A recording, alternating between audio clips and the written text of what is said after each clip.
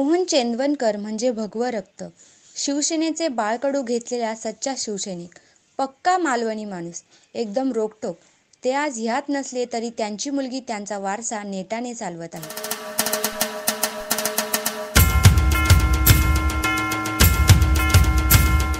वडील शिवसेनेत असताना संगीता चेंदवनकर भारतीय विद्यार्थी सेनेत होती आणि त्यावेळी अध्यक्ष होते राज ठाकरे. त्यामुळे राज ठाकरे यांनी महाराष्ट्र नवनिर्माण सेना स्थापन केली. त्यावेळी बदलापूर शहरातून संगीता मोहन चेंदवनकर बदलापूर शहरातून मनसेसाठी अग्रस्थानी होती. सतत अन्यायाविरोधात ठामपणे उभं राहायचे आणि अंगावर पोलीस केस घ्यायचे हे नेहमीचे झाले होते. त्यामुळे शहरातील प्रस्थापित नेते यांच्या संगीता कायम ब्लॅकलिस्टवर आणि शहरातील बहुतांश नागरिक मला कुठून काय मिळेल या मानसिकतेचे.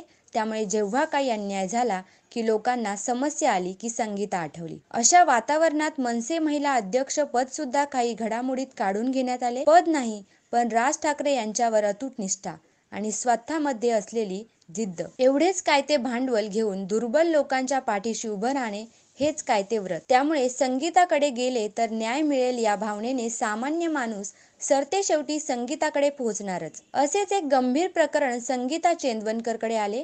लहान बालिकेवर अत्याचाराचं प्रकरण. याचे गांभीर्य लक्षात आल्याने महिला पत्रकार मोहिनी जाधव या पत्रकाराला सोबत घेतले.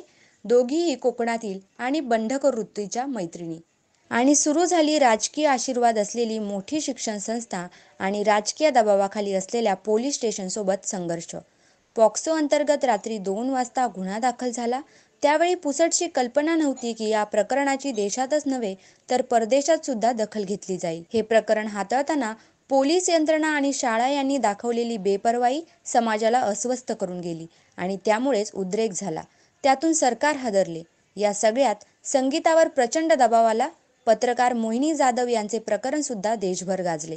मनसेचे प्रमुख राज ठाकरे यांनी बदलापूरला भेट देऊन संगीता चेंदवनकर यांच्या पाठीवर शाबासकीची थाप दिली आणि सांगितले, मी आहे तुझ्या पाठीशी. संगीताला तर ही थाप म्हणजे जणू काही भारतरत्नच मिळाला असा आनंद देणारा प्रसंग होता.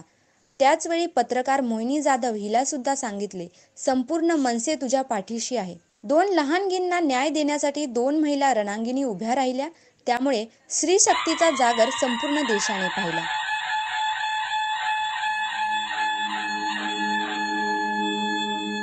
अशाच महत्त्वपूर्ण घडामोडींसाठी फॉलो, लाईक, शेअर करा आणि पाहत राहा आपले बदलापूर. नमस्कार.